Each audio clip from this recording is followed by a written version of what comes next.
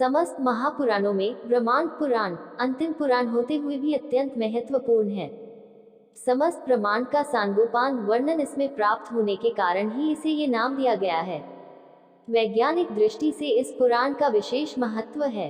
विद्वानों ने ब्रह्मांड पुराण को वेदों के समान माना है। छंद शास्त्र की दृष्टि से भी यह उच्च कोटि का पुराण है। इस पुराण में वैदर्भी शैली का जगह जगह प्रयोग हुआ है।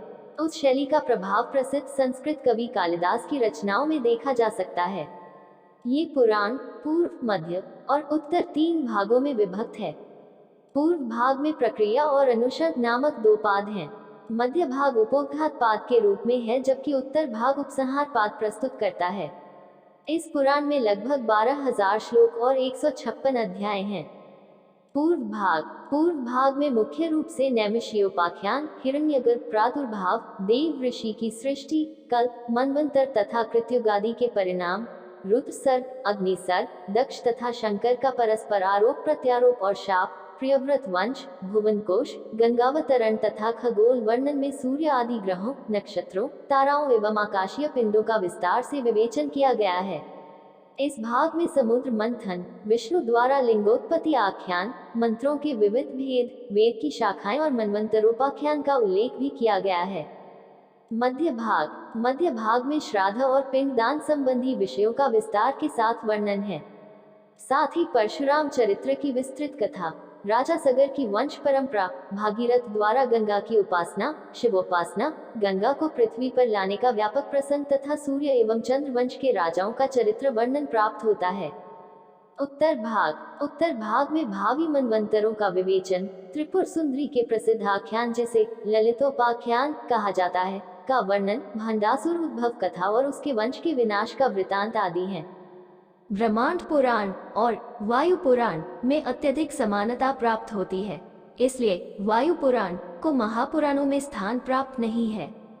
ब्रह्मांड पुराण का उपदेष्टा प्रजापति ब्रह्मा को माना जाता है। इस पुराण को पाप नाशक, पुण्य प्रदान करने वाला और सर्वाधिक पवित्र माना गया है। ये यश, आयु और श्रीवृद्धि करने वाला पुराण है। इसमें धर्म, सदाचार, नीति, पूजा, उपासना और ज्ञान विज्ञान की महत्वपूर्ण जानकारी उपलब्ध होती है। इस पुराण के प्रारंभ में बताया गया है कि गुरु अपना श्रेष्ठ ज्ञान सर्वप्रथम अपने सबसे योग्य शिष्य को देता है।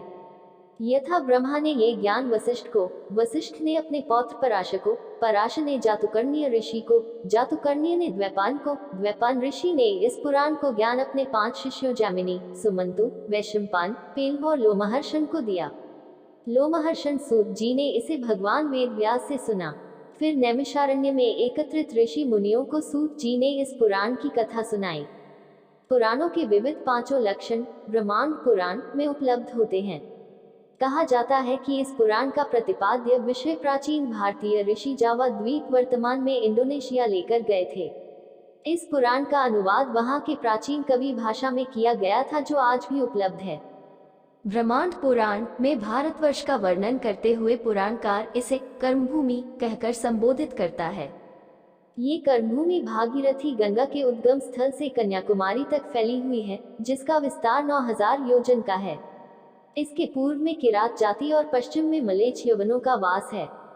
मध्य भाग में चारों वर्णों के लोग रहते हैं। इसके 7 पर्वत हैं: गंगा, सिंधु, सरस्वती, नर्मदा, कावेरी, गोदावरी आदि सैकड़ों पावन नदियां हैं। ये देश कुरु, पांचाल, कलिंग, मगध, शाल, कौशल, केरल, सौराष्ट्र आदि अनेकानेक जनपदों में विभाजित है। यह आर्यों की ऋषिभूमि है। काल गणना का भी इस पुराण में उल्लेख है। इसके अलावा चारों युगों का वर्णन भी इसमें किया गया है। इसके पश्चात परशुराम अवतार की कथा विस्तार से दी गई है। राजवंशों का वर्णन भी अत्यंत रोचक है। राजाओं के गुणों अवगुणों का निष्पक्ष रूप से विवेचन किया गया है। राजा उत्तानपाद के पुत्र ध्रुव का चरित्र दृढ़ संकल्प और घोर संघर्ष द्वारा सफलता प्राप्त करने का दिग्दर्शन कराता है। गंगावतरण की कथा श्रम और विजय की अनुपम गाथा है।